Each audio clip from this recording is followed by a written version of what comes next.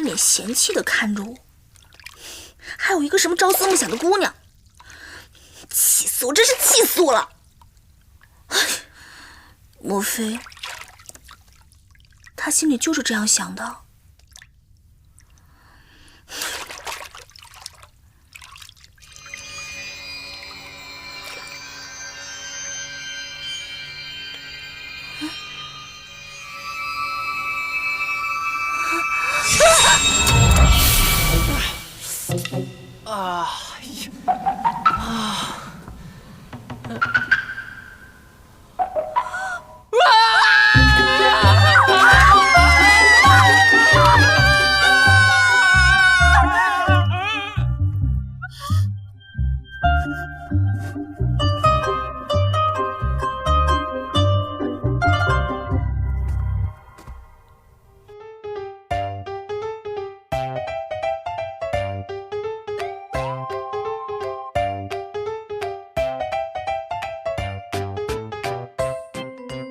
你真的不知道怎么回事？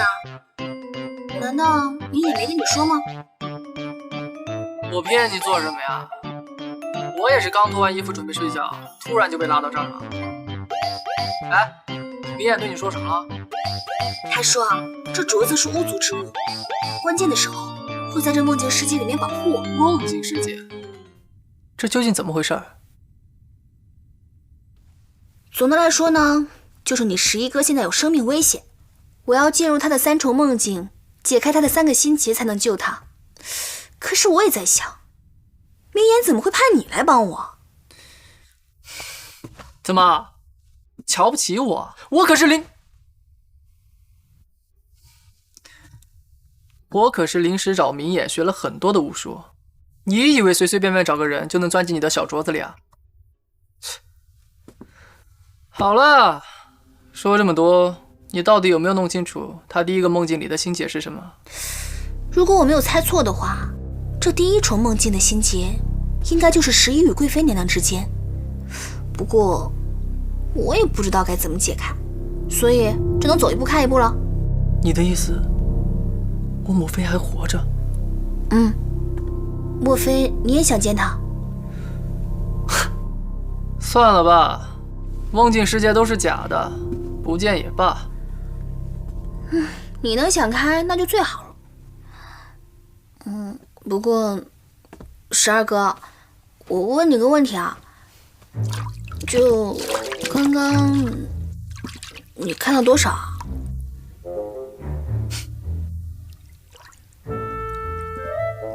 你说你刚刚洗澡啊？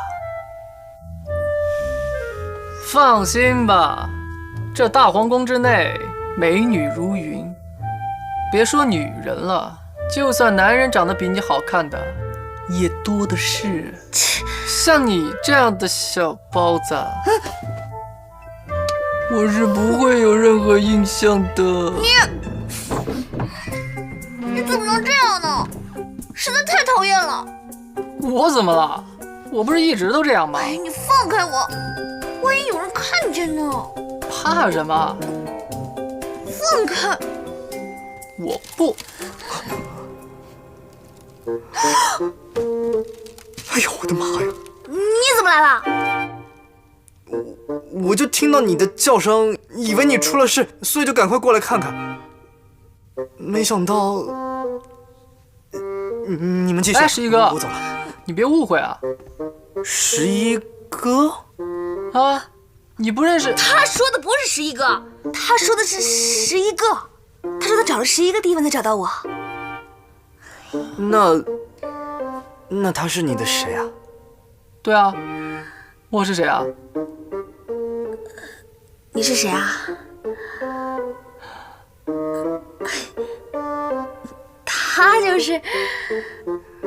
他是那个，他是我的旧相识。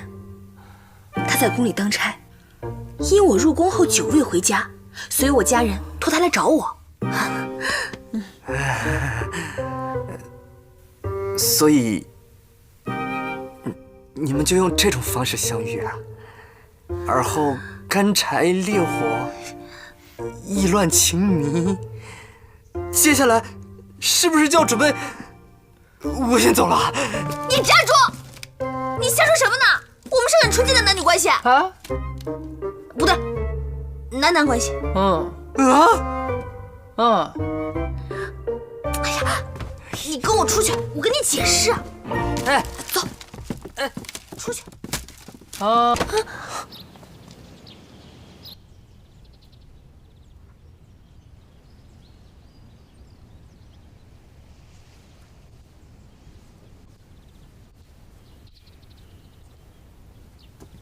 你老是这么任性，这已经是第3次了。我让你不要去学军队里的那一套，你就是不听。你以为为娘是在害你吗？你想当将军，可你不看看自己有没有那个天分。倘若这孩子有个3长2短，你让别人如何看待你？你让你父皇如何看待你？你如此乖张鲁莽，为娘何时才能放心啊？母妃，其实我是……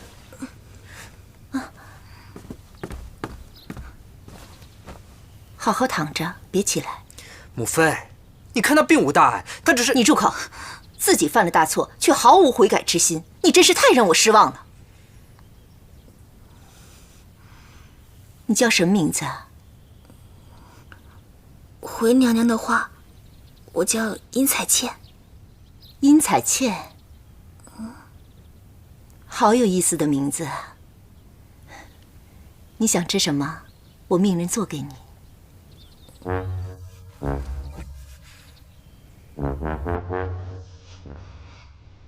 我想吃烧鹅。好。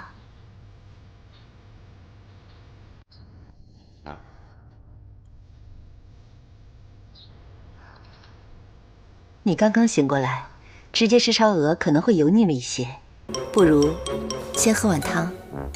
现实世界里，苏贵妃早逝，11没了母妃，可没想到，在梦境世界里，苏贵妃就如此优雅，太迷人了。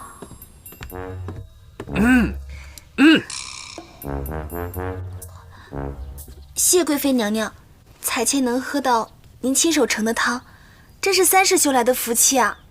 哪里的话，今日的事啊，是彻儿的错，还请你不要放在心上。母妃，您怎么可以这样和一个伴读说话？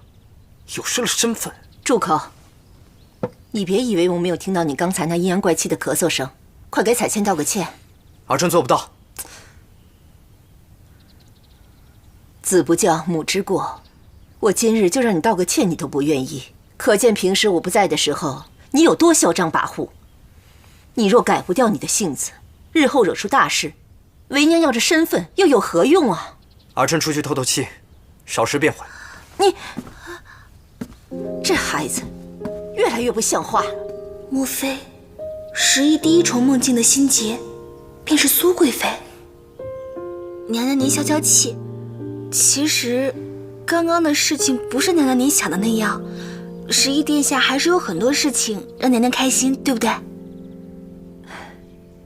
也是，不过那都是他小时候的事情了。其实11殿下现在对您也是一样的，若是您有点什么伤病思痛，恐怕他比谁都着急呢。所以呀，你也别跟他计较了。其实他呢，就是受不了烧鹅的味道，平时对烧鹅也是敬而远之，连碰都不会碰一下，所以刚刚脾气才会冲了一点。原来11不喜欢烧鹅，亏他平时还那么费尽心思为我准备，而我却对这件事一点都不了解。没关系，从现在开始，我就当重新认识你吧。快吃吧。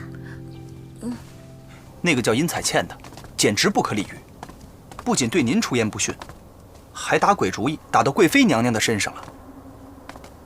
看他那花言巧语的样子，殿下，这样的人是否可以重用，请三思啊。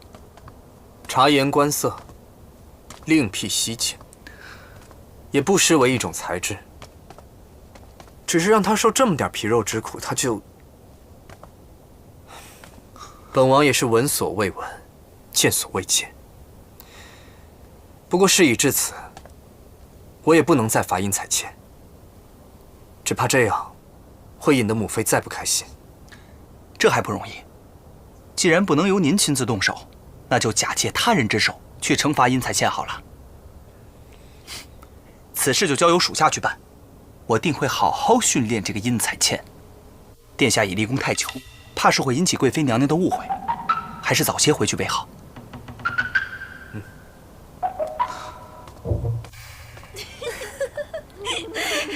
真的呀？这宫外的有趣事啊，你可要多跟我讲一讲。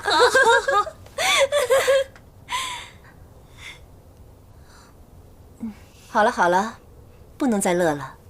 你身子刚刚恢复，需要静养。这天色已晚了，不如留宿宫中，好好调养调养。母妃，您是贵妃之身，岂能留宿外面的男子？不是留于本宫宫中，是交于彻儿你来安排妥当。什么？母妃，我看这不必了吧？他不是挺好的吗？我已经做了决定了，你岂能忤逆？不过也好，跟着时日直接找寻心结，速战速决。儿臣先行告退。哎，等一下，真儿。是。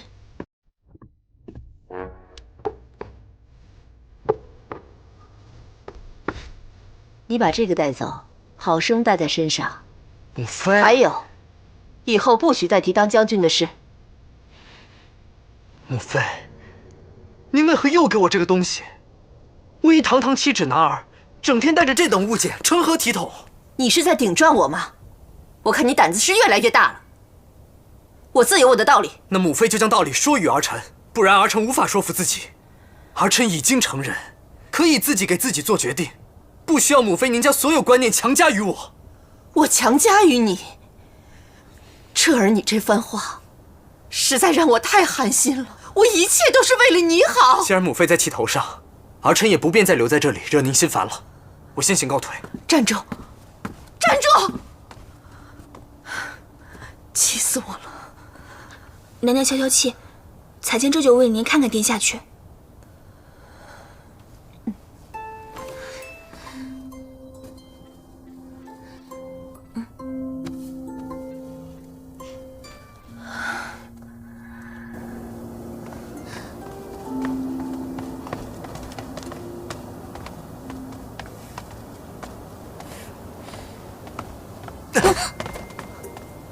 你离我远点儿！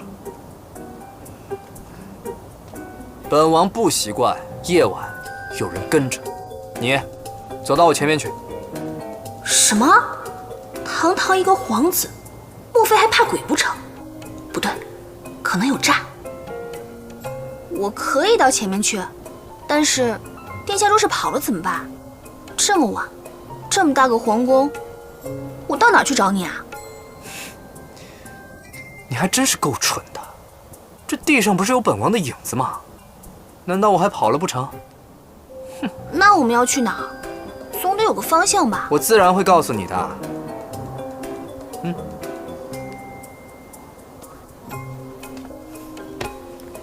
你就放心走吧。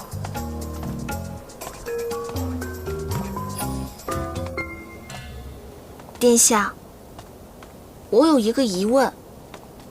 殿下经常和贵妃娘娘吵架吗？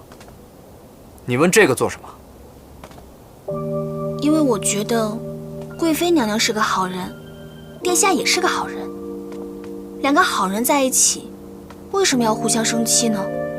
和和气气的不好吗？你觉得我是个好人？殿下当然是个好人，虽然凶了那么一点。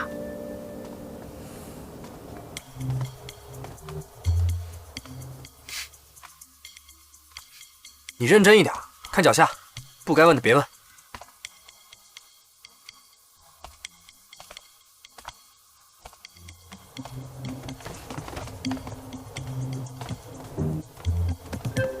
终于让我找到了，不能直接对云彻下手，怕会引起月华石的反噬，只能通过阴彩倩。所以不能让二人分开。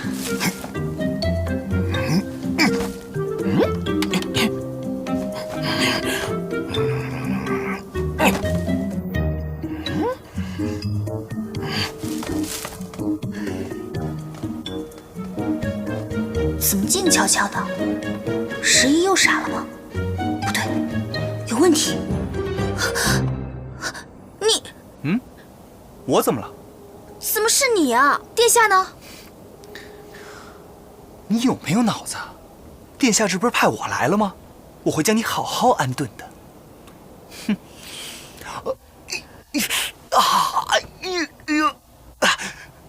殷子仙，我先离开一会儿，你在这等我，哪儿也不许去。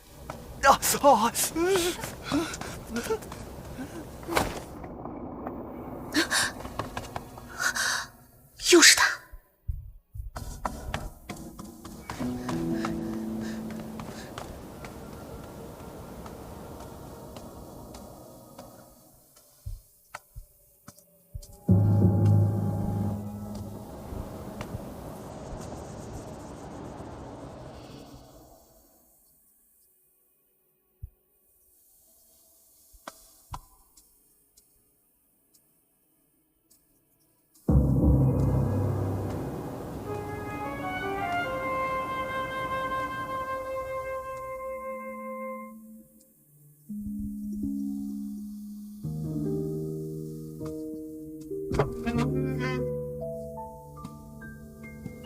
笨蛋，一眼就上当。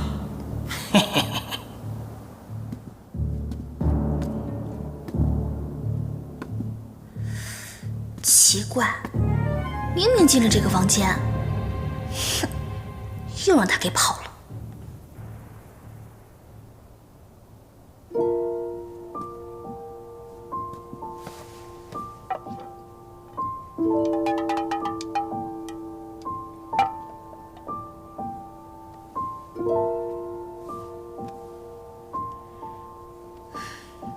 想必这应该是某位萌萌哒皇子殿下的寝宫吧？让我休息一下，一会儿就走。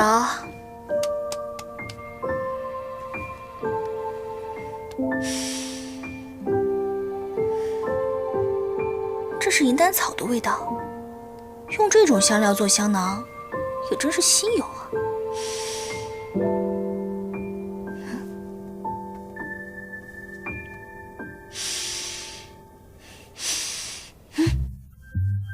这难道？请车王殿下入寝。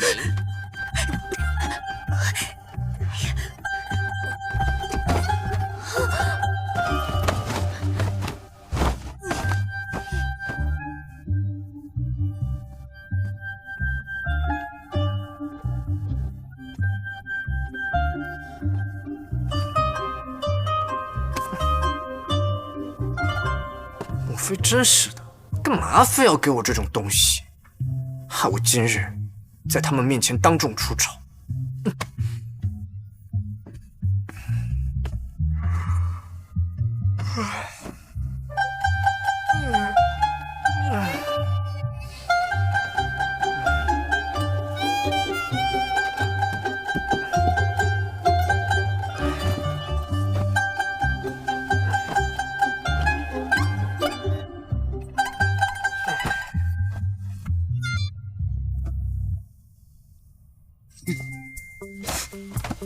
谁啊？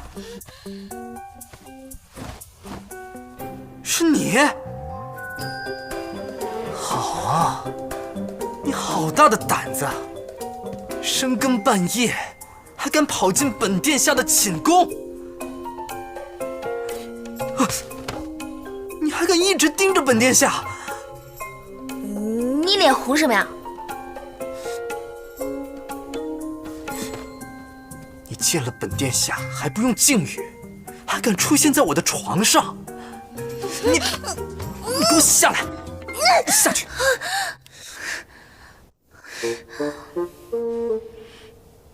看来殿下平日里倒是别有一番情趣啊。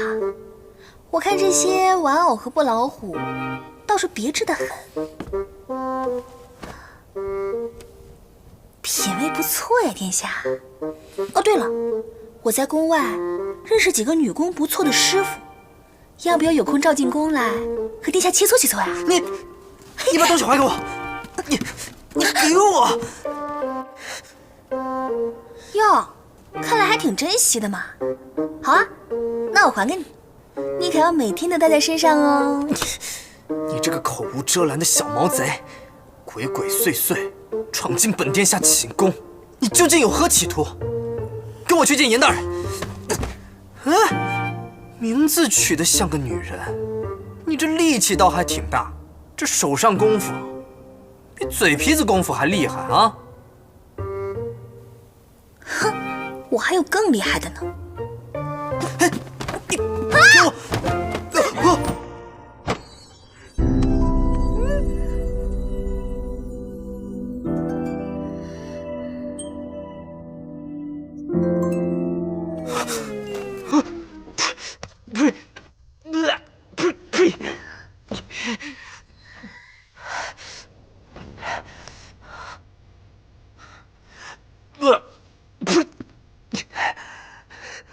你这个殷彩倩，你怎么跟个狗皮膏药一样甩都甩不掉啊？你究竟对我有何企图？我能有什么企图？我都被你罚成这样，又是晕倒，又是摔跤，现在还莫名其妙被你亲了一口。我这企图未免也太自残了吧？本殿下对你的赏罚，你居然还敢说是自残？你还不赶紧给我谢恩！按你个头啊！我告诉你，我这辈子最后悔的事儿，就是进宫跟你当了伴读。殿下当着贵妃娘娘的面答应的好好的，说会安顿我、照顾我，结果呢，表里不一，你什么意思啊？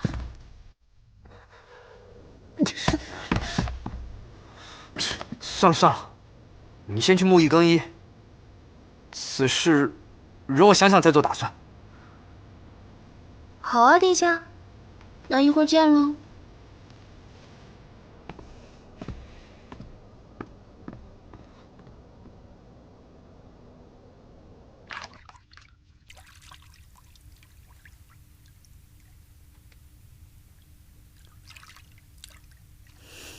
这个11傻，居然这样，还哎呀，进去！哎呀，哎，快呀！你放开我！你给我！殷彩倩，你放肆！你居然一脱离我的眼皮之下，就如此不安分！你竟然还好是被本王撞见了，若是换了别人，定把你马上关起来。我错了还不行吗？殷彩倩这个人，真是好生奇怪。女孩一般的名字，又熟悉女则女戒等书籍，叫声也像女孩，方才又……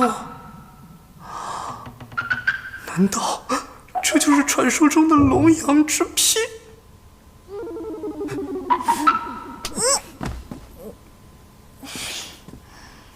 你可明白？以你这歪门邪道的心思，宫中又如此险恶，你怎么活着走出3里地呀？啊！哎，多谢殿下。可是我也没有歪门邪道啊。我怎么可以说有龙阳之好是歪门邪道呢？好了，我是皇子，知天下所存之事，心可纳百川。我是不会介意你有龙阳之好的。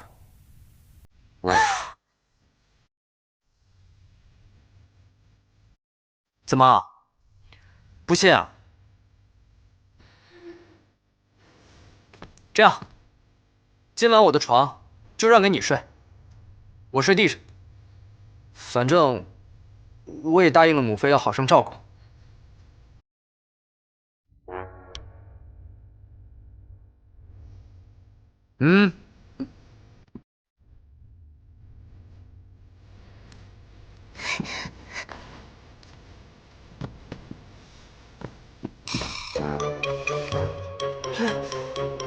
你还真是不懂得拒绝啊！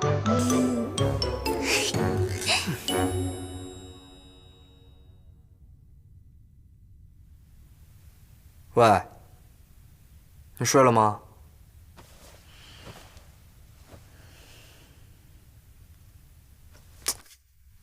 到底睡没睡啊？还没。殿下是有什么话想说吗？听说有龙阳之癖的人，都爱得很艰难。那你呢？给我讲讲你的故事吧。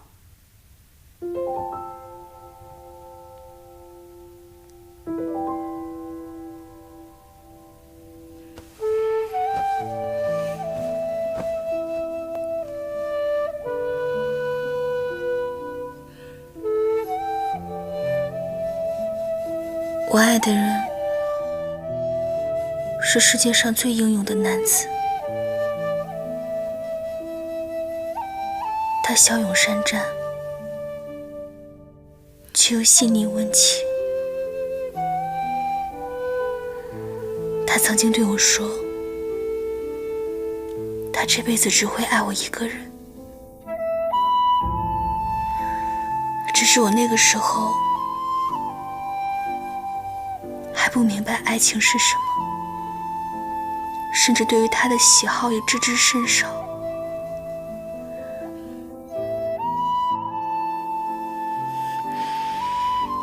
直到有一天，我差点失去了他，我才发现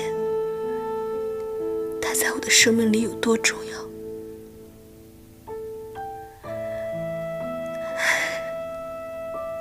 幸好，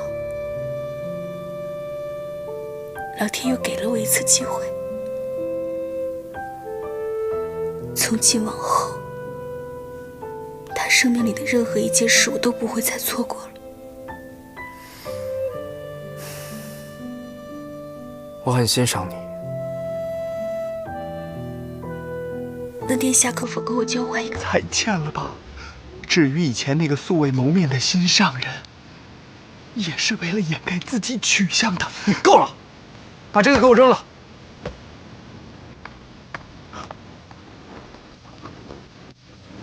大学之道，在明明德，在亲民，在亲民，在亲民，在止于至善，在止于至善，在明明德，在明明德，在亲民，在亲民，在止于至善，在止于至善。你觉得我是个好人？殿下当然是好人，虽然凶了那么一点儿。给我！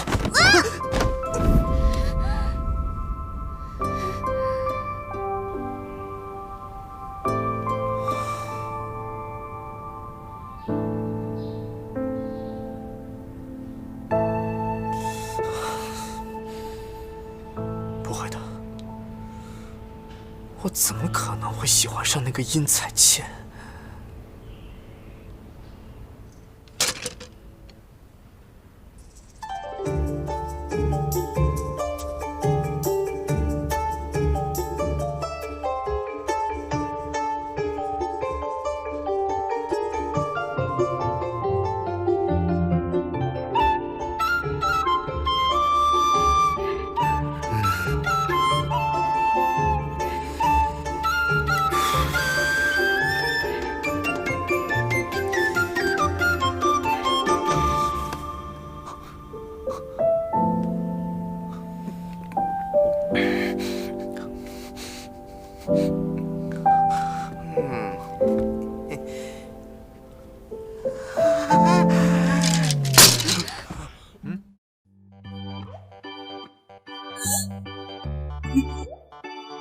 殿下，今日的课程就到此结束，其余时间可由殿下自由支配。殿下，注意影响。当然你误会了。殿下，方才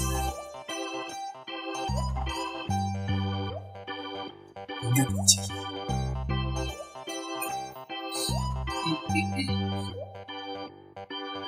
陛下，我去把大家叫到我进行训练。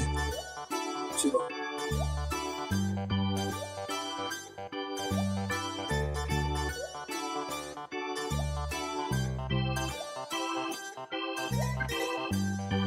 我明明没有对男人有任何诱惑、心头加速的反应，但为何独独对这该死的殷彩倩有反应呢？1、2、1，1、2、1，1、2、1。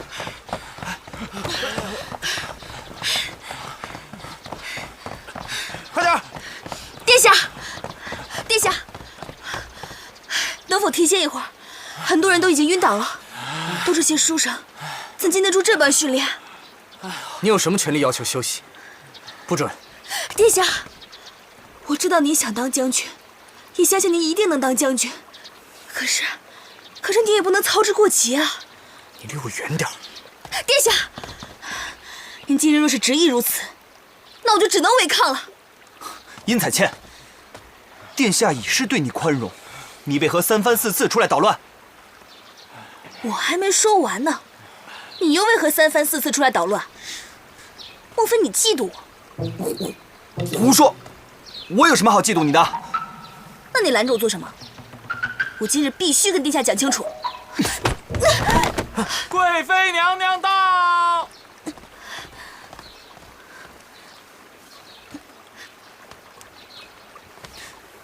彻儿，你这又是在干什么？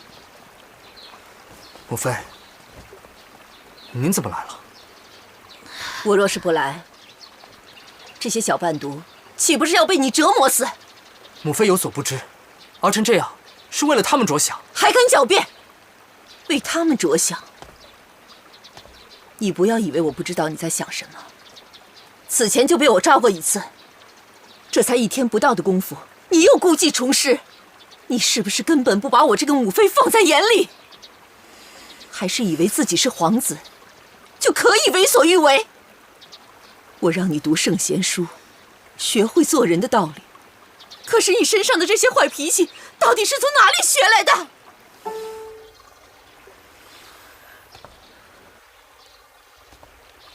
你以为将军那么好当吗？我看你根本就不是那块料。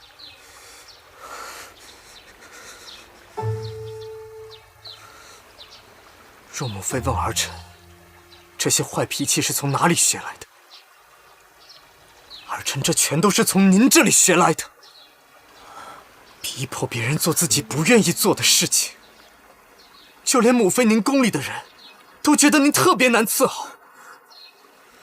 而我这个做皇子的，整天更是被您逼得小心翼翼、束手束脚。我所有的一切，都是您强加给我的。为何您就听不进去我的意见？为何别人就能做将军，而我就不能？若儿臣真不是这块料，那也是母妃您生的不好。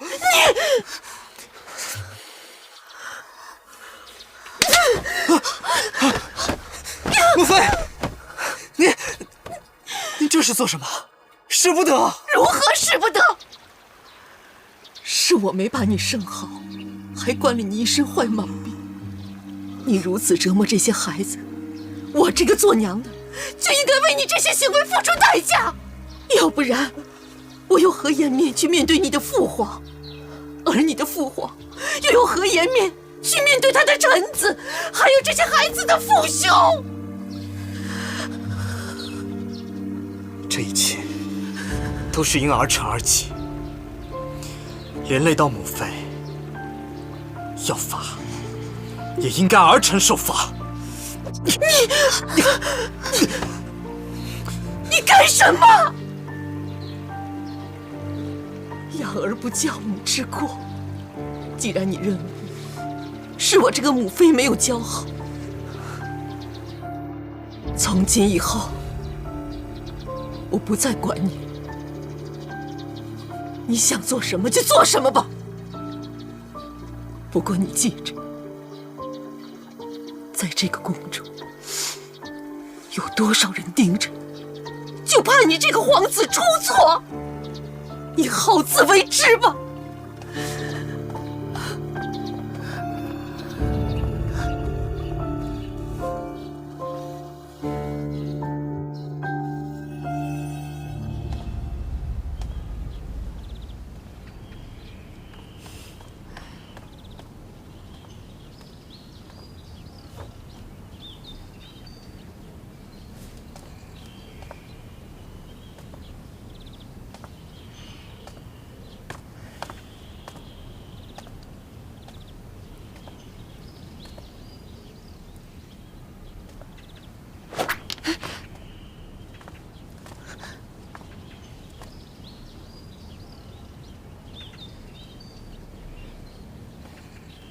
喂，你明知道我在找你，为何一声不吭啊？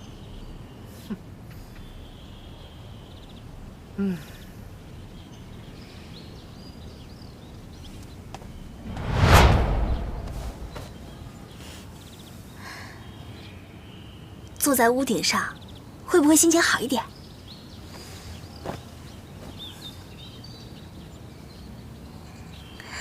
我给殿下讲个故事吧。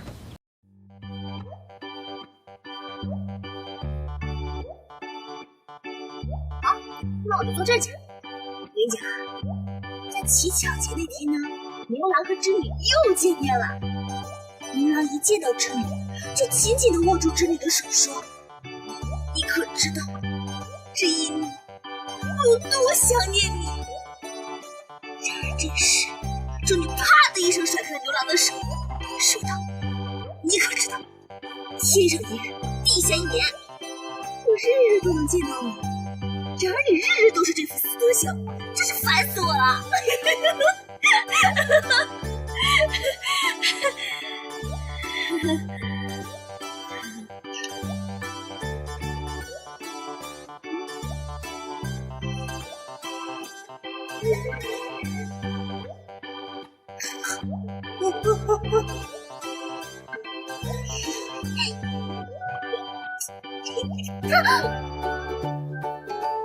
大老爷们有啥好？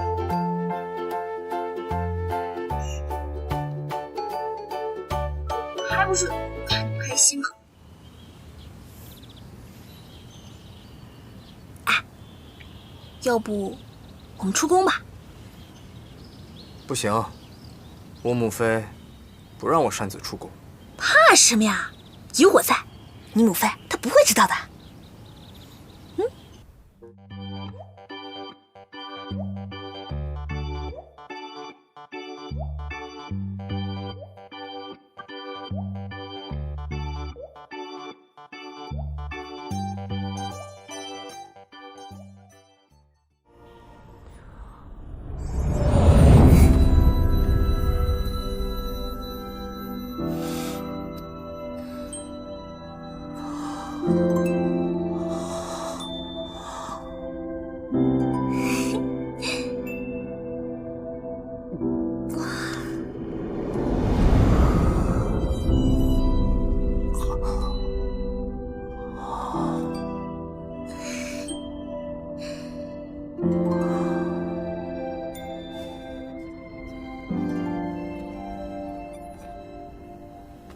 怎么样？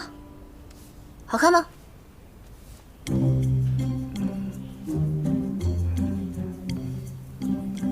没我美。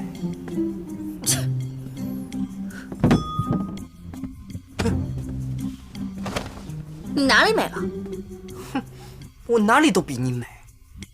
你看，我这修长的腿，还有我这婀娜的身材，看，哪里都比你美。呸！你看你这个大脸，这么粗的脖子，还长这么高，哪里像个女人啊？哼，我不像女的，我看你才不像女人吧？你看看你，要屁没屁股，要胸没胸，看看我的胸，挺拔，你有胸吗？哎呀，你碰我胸干嘛？都瘪了，烦，讨厌。我不饿。拿着。你干嘛呀？塞进去。塞进去干嘛呀？塞进去就不瘪了。哎呀，我胸这么大，才不需要塞呢。哼，你的胸这么小，你才需要塞吧？不用。来，我来给你塞。不用。不要害羞嘛。不用。来呀，来。不用。哎呀，来，不用。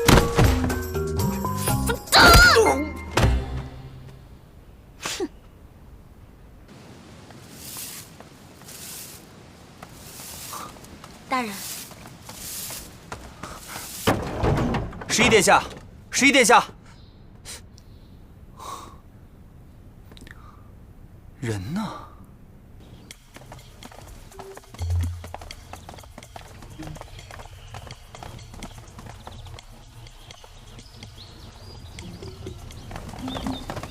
站住！哟，哪个宫的呀？长得可真好看。大哥，我跟你说，我们哎，以前怎么没见过你？让下。叫什么名字呀？大哥，我跟你说，我们是。哟，好美的脸蛋啊！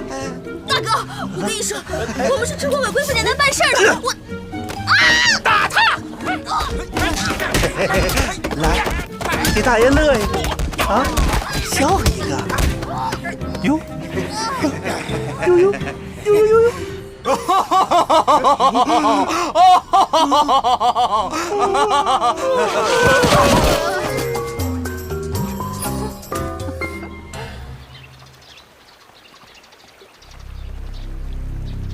大人。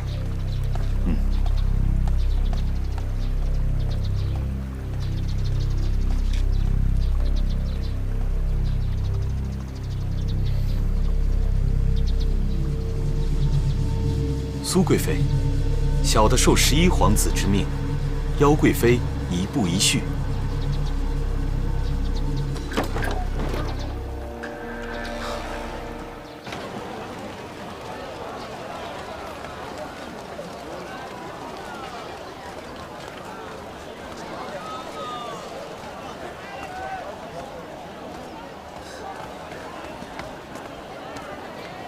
老板，给我一些针线和布匹。再来点香料。有，您稍等啊。姑娘，您真有眼光，您就买了吧。不要。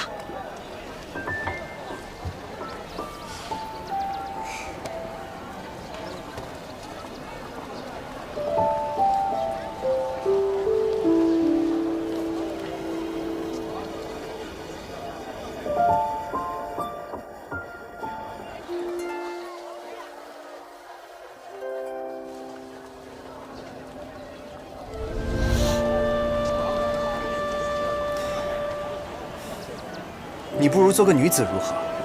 感觉任何饰品戴在你头上，都是天衣无缝。你名字也起得真好。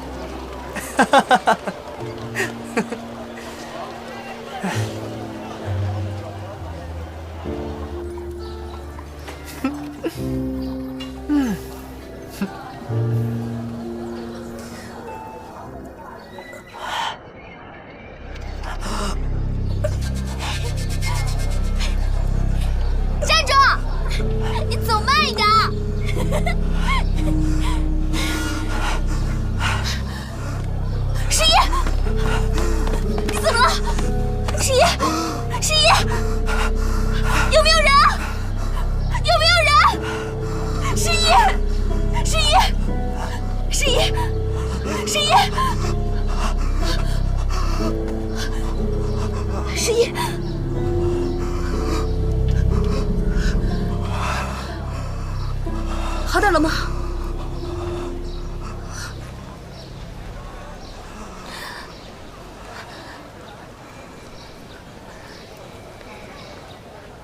我这是怎么了？看你刚刚的样子，应该是喘鸣之疾发作了。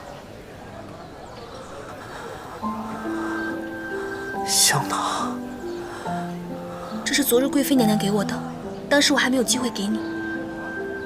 看样子，这香囊里应该是有专治喘鸣之疾的银丹草。是母妃，一定是贵妃娘娘知道你不愿意知晓自己体弱，才始终隐瞒。但昨日你将这些东西全部都扔掉，才会导致今日喘鸣之疾发作。怪不得母妃不愿意让我去当将军。彩倩，我应该如何去向我母妃赔礼道歉？不如，殿下也回赠娘娘一个香囊吧，里面换一种香料，也来保护贵妃娘娘。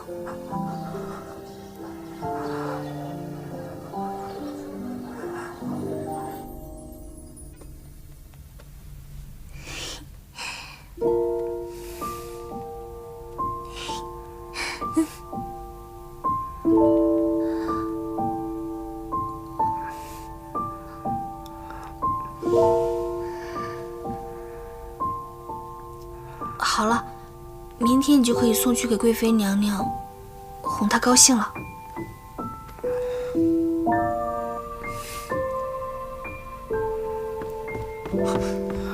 殿下，不好了！发生什么事了？贵妃娘娘，她失踪了！啊！殿下饶命！贵妃娘娘呢？人在哪里？奴婢不知。你不是寸步不离贵妃娘娘吗？怎会不知？奴婢确实日日与娘娘在一起，然而什么都不记得了。一派胡言！奴婢说的句句属实，不敢欺瞒。你们其他人呢？就没有人知道吗？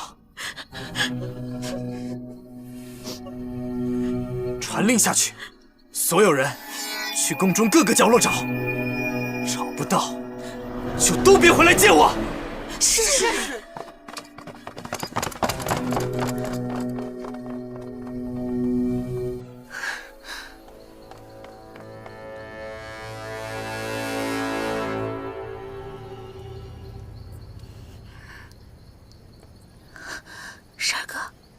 十二哥，怎么才能把他召唤出来？真是急死我了！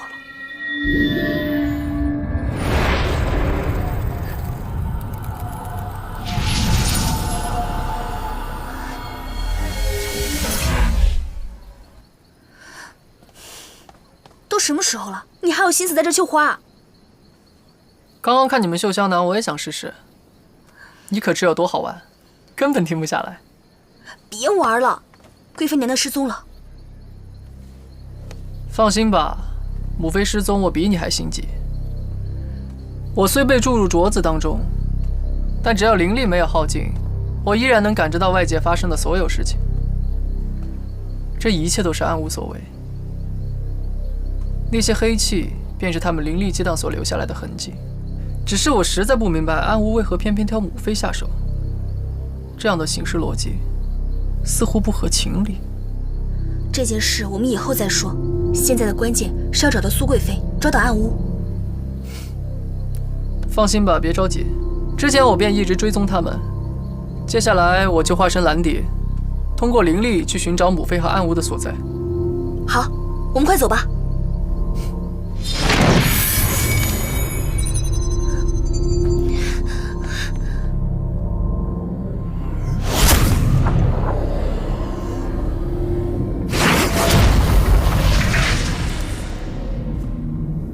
参见二阁主。你进入梦境世界这么久，怎么才来向我汇报？明眼对梦境世界下了禁制，导致属下灵力受限，直到现在才恢复，还请二阁主见谅。他竟还有这般能耐，倒是我小瞧他了。我可提醒你，不能对元彻直接下手，否则会造成月华石和元彻一起崩毁的后果。只有加大元彻的心结，使得月华石和元彻神魂分裂，这才是正确的方法。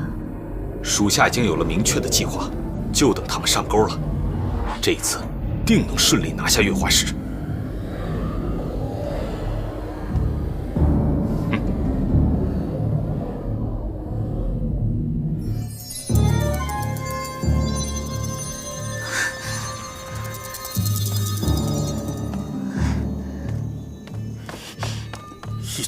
废物！贵妃娘娘要是有个3长2短，你们全体陪葬！殿下饶命！奴婢知道此事是何人所为。谁？说！奴婢受人威胁，不敢说。你慢慢把话给我说清楚。此事究竟是何人所为？此事是殿下的伴读殷彩倩一手策划。绝无可能！殷彩倩一直跟着我在宫外，根本没有机会下手。你竟敢口出狂言！殷彩倩并非一人，她有同伙。殿下，属下有一事禀告，殷彩倩她并不在伴读的名单之内。什么？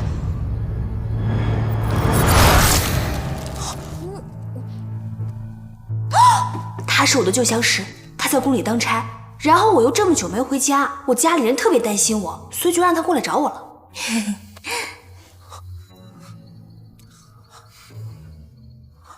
殷彩倩，殷彩倩，人呢？死，加深11哥的心结，这样月华石便会排斥11哥，渐渐从他的神魂里分离出来。不过这一招实在太过阴险狡诈，为什么我们早没想到呢？不好，梦境世界就要崩塌了。现在怎么办？难道就没有补救的办法了吗？现在只有一个办法可用，便是我用灵力强行将时间回溯到4个时辰以前。因你是外来闯入者，意识不受时光回溯的影响，你既已知道结果，一定要想办法提前阻止暗物的阴谋。好，那我们快行动吧。不过此法仍然也有一个弊端，虽然这是梦境世界，回溯时光仍要付出极大的代价。这4个时辰内，我灵力耗损过巨，可能就没有办法帮你了。如果你仍然无法挽回局面，母妃依旧死去，那整个梦境世界会瞬间崩塌，你我也会灰飞烟灭。只是我害怕会连累你，我不能这么做。难道就没有别的办法了吗？我不要紧，这里虽是梦境世界，母妃也不是真的母妃，但我绝不会让暗物害死她。而且这是眼下唯一能救11哥的办法，你快做决定吧。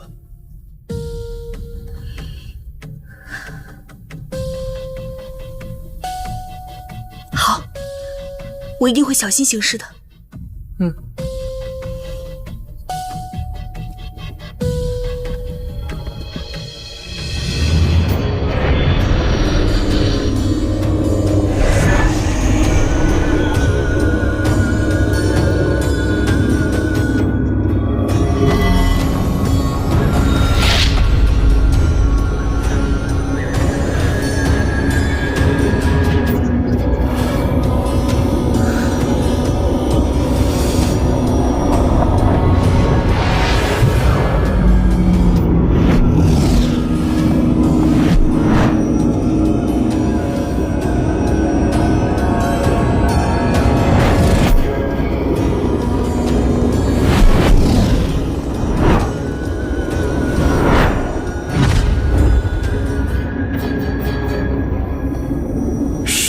回溯，没想到巫族里竟有人练成了这般能耐。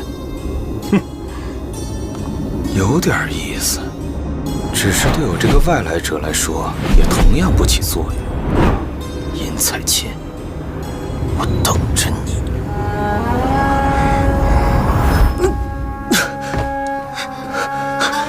12哥，没事，只是没想到这灵力消耗的比我想象中要多得多。待会儿我就没有办法帮你了，一切都要靠你自己。好，你快休息吧。把手给我。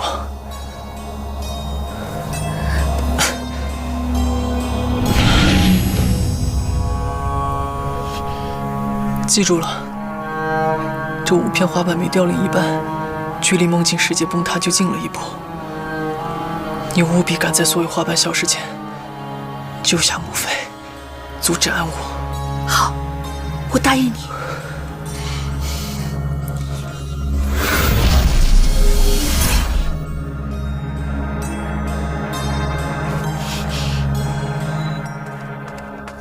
母妃，这一切都是因儿臣而起，连累到母妃，要罚也应该是儿臣受罚。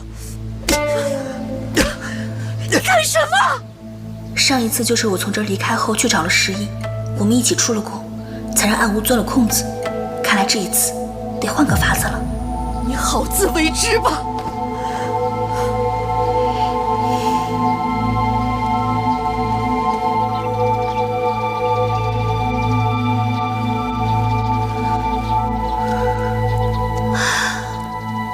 若此时能唤出12哥就好了。糟了，5色花瓣只剩3瓣了。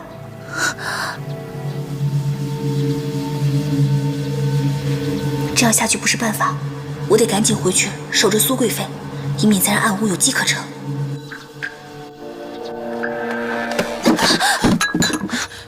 对不起，对不起，我不是故意的。这怎么办？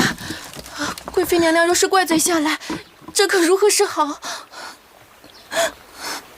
我正要去贵妃娘娘那儿，要不我替你送？可是这些东西都已经……放心吧，我向娘娘解释。哦，那谢谢你了。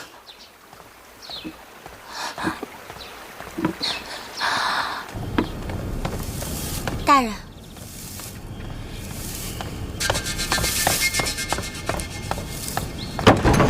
十一殿下，十一殿下，人呢？岂有此理！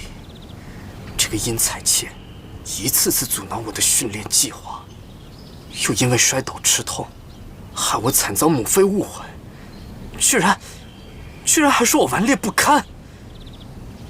这个殷彩倩真是个扫把星！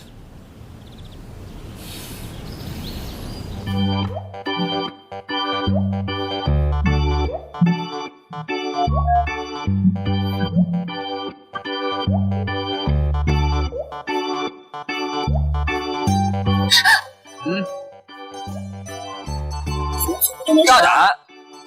见到本王还不用敬礼，见到我母妃的时候，你倒是挺会装可怜。我有着急的事要找贵妃娘娘。哟，还准备了食盒，不知道你到底是何居心？哎，你干嘛？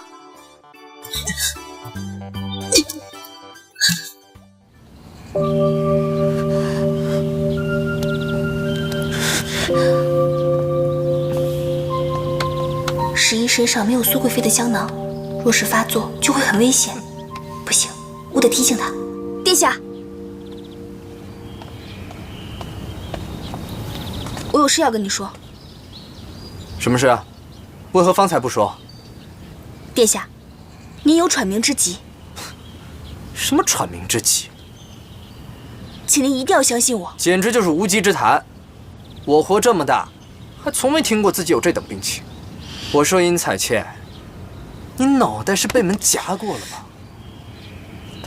殿下，您体内的喘鸣之疾之所以不发作，是因为有贵妃娘娘的香囊保护你。香囊内装有银丹草，香味可以抑制喘鸣之疾。只因娘娘顾及殿下颜面，所以自殿下记事起，娘娘就将此事当秘密一样封存。您的喘鸣之疾没有发作过，所以您才发现不了的。那都是因为贵妃娘娘的香囊保护着您。编的倒是不错，我看是你病得不轻吧？本殿下今日乏了，没空跟你争执。来日若是再口出狂言，我定撕了你的嘴！哼！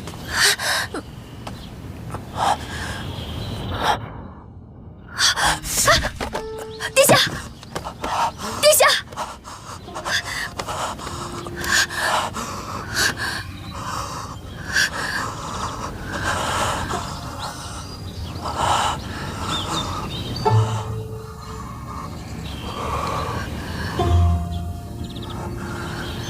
殷彩倩，你究竟对我做了什么？什么？我做了什么？明明是我救了你。不对，是贵妃娘娘救了你。难道你到现在还不明白吗？苏贵妃给你那些讨厌的香囊，和她强加于你的那些想法，都是为了保护你啊！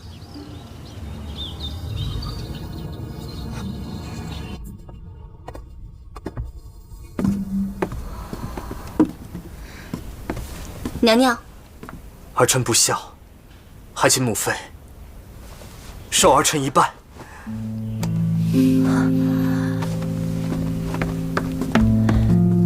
快起来！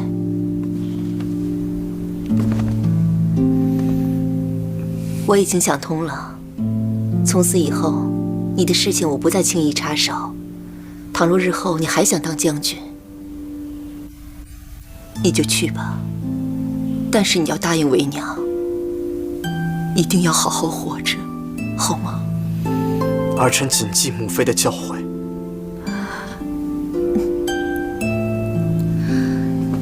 彩倩也有一事，求娘娘恕罪。什么事？方才彩倩一时心急，不小心撞到了杏儿，2只食盒失手打翻了1只。彩倩又不能拖累别人，只能自己来认错。好了，无心之举，何错之有？拿给我尝尝。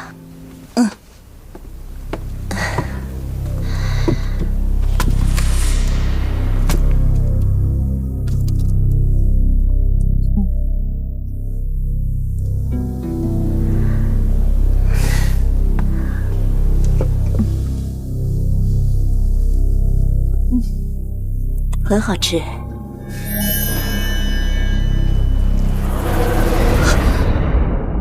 娘娘，等一下！怎么了？母妃！娘娘！母妃！娘娘！快去通知御医！是，娘娘。殷彩倩，这是怎么回事？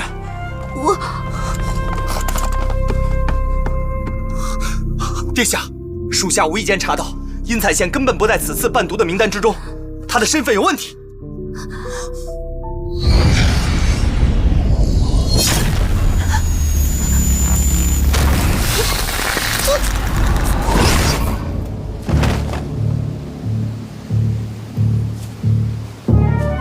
只有你死了，才能让这个计划完美无缺。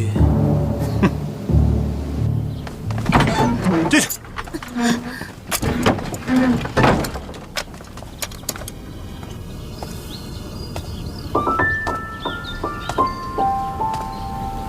殿下，属下去找杏儿盘问失和之事，结果如何？杏儿被杀害了，从尸体上看不出一点痕迹，对方应该是武功高强之人。宫中竟藏有这样的人！殿下，您仔细想想，当时能与杏儿接触到的人，只有殷彩倩一个，而殷彩倩又会武功。殿下，种种证据都指向殷彩倩蓄意接近您和苏贵妃，伺机下杀手，请殿下明察。你先退下吧。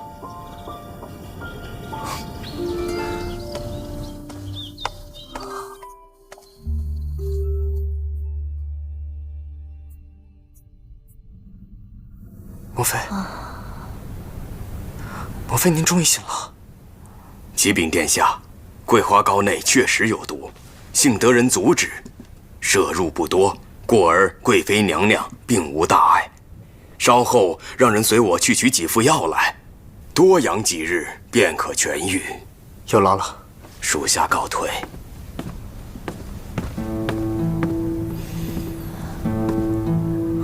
坐。我已经感觉好多了，彩倩呢？彻儿，你该不会将这件事怪罪在彩倩头上吧？你糊涂，你难道没有看出来？如果不是彩倩及时阻止，为娘早已经把那一整块有毒的桂花膏给吃了下去。若真如此，恐怕我现在已经在阴曹地府了。母妃，您先安心休养，此事不能操之过急，还需进一步查实。查是要查的，但但是殷彩倩着实无辜，而且对你我母子有恩，不该如此对待。我问你，他人现在在哪里？他现在已被关押，因为他根本不在伴读的名单内，涉及到冒用身份以及伺机谋害的罪名。什么司机，什么冒名，我不懂。我就问你一句，你相不相信殷彩倩？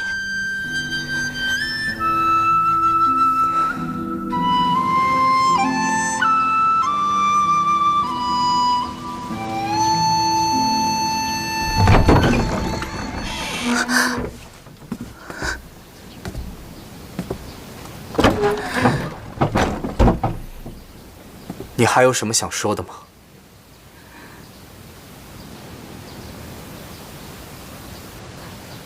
殿下，我只想问您一句话：你相不相信我？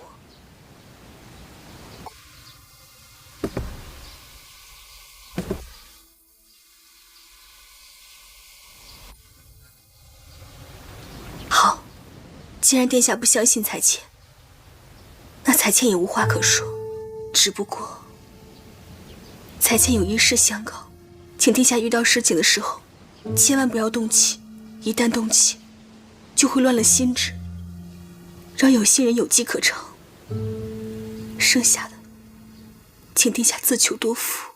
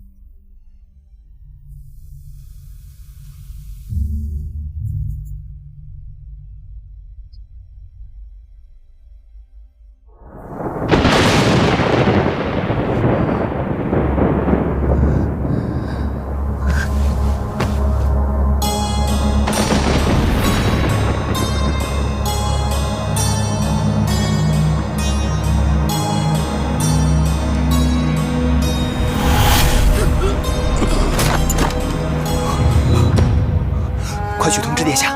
是。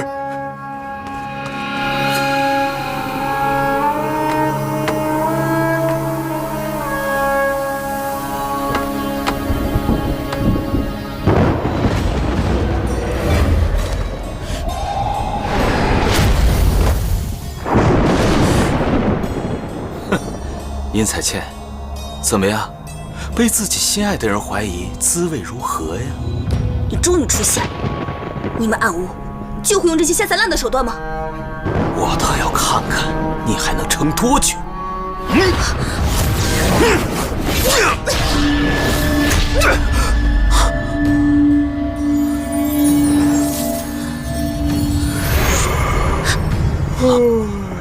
怎么会有如此聒噪的人呢？你还让不让人睡觉啊？你怎么出来了？这么快就恢复了？我当然没有恢复。如若我完全恢复，还会有此人什么事吗？哼，口气倒是不小。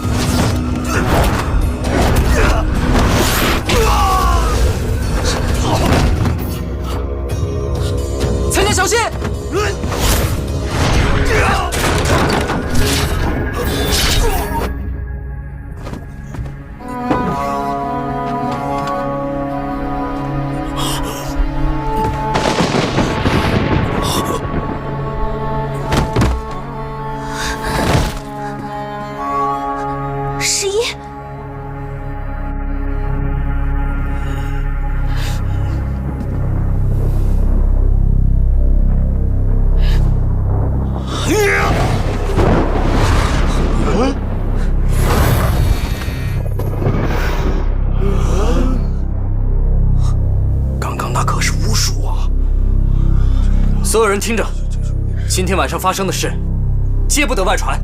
是。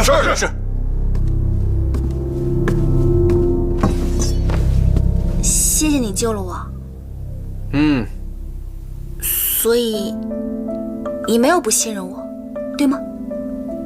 把你关进柴房，故意造成要置你于死地的样子，这不过都是我引蛇出洞的计谋，只是苦了你，以身犯险。不苦，一切都刚刚好。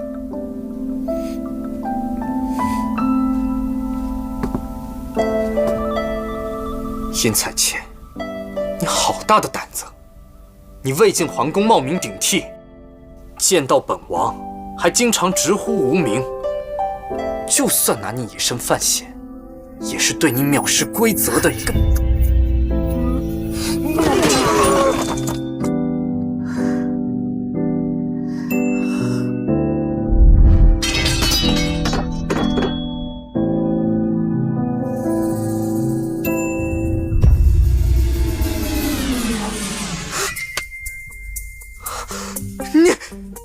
你神经病啊！你欺骗我，利用我来引出真正的杀手。刚刚那一下，不过算是补偿吧。这算什么补偿啊？难道你看不出来吗？我冒名进宫是因为喜欢你，直言不讳也是因为喜欢你，藐视规则更是因为喜欢你。你简直是一派胡言！我竟然还亲了你，不对，你竟然还亲了我！你，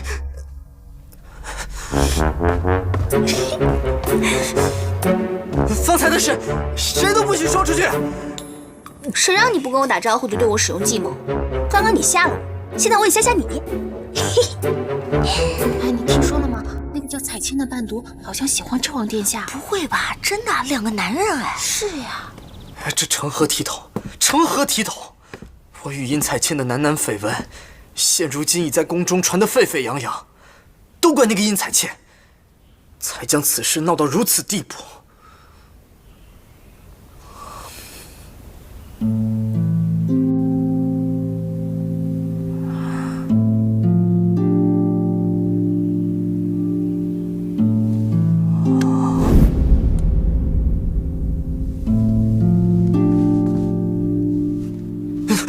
在想什么呢？绝对不能走上这条不归路。而且我已经有心上人了。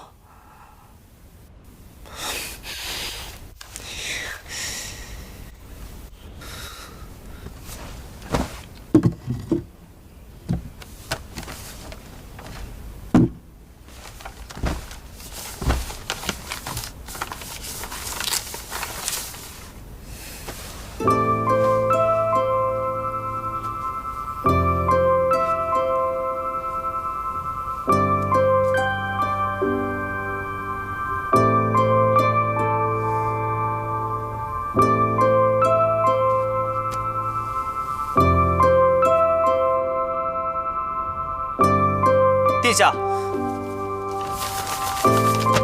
进来吧。殿下，您让我找回来的东西我拿来了，还好我没有扔掉。这些可是殿下心爱之物，我怎么会扔呢？母妃一定还在为我关押彩倩一事而生气。此事我要怎么哄她开心呢？又是殷彩倩。殿下何必因为殷彩倩向贵妃娘娘解释呢？这个不重要。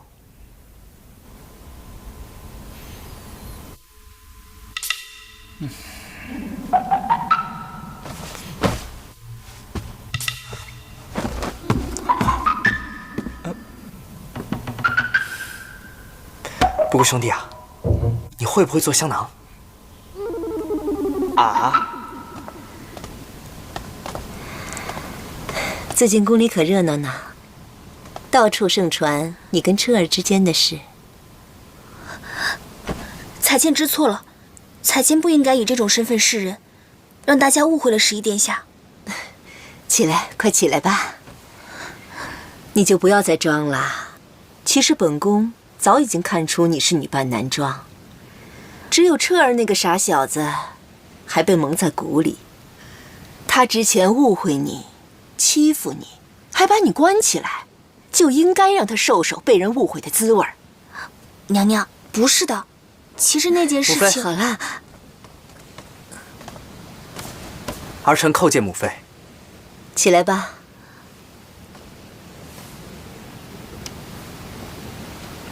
母妃，这是儿臣特地为您制作的，送给我的。儿臣深知，母妃为儿臣之事日日烦忧，每每夜晚便不能入眠。儿臣特地为您制作了这个香囊，内有合欢花料，可缓解母妃的失眠之症。母妃好喜欢，母妃真的好喜欢。谢谢彻儿，我的彻儿长大了。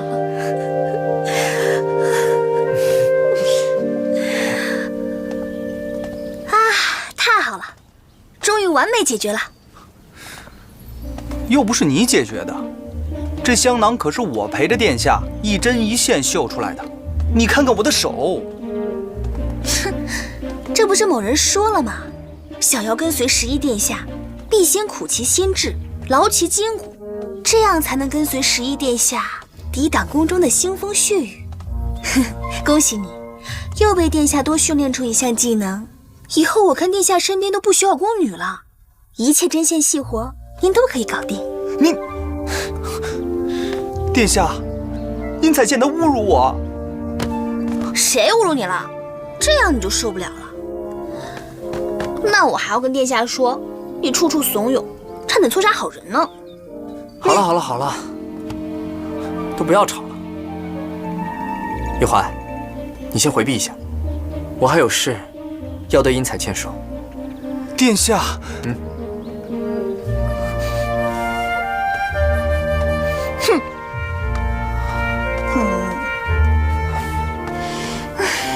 你随我来。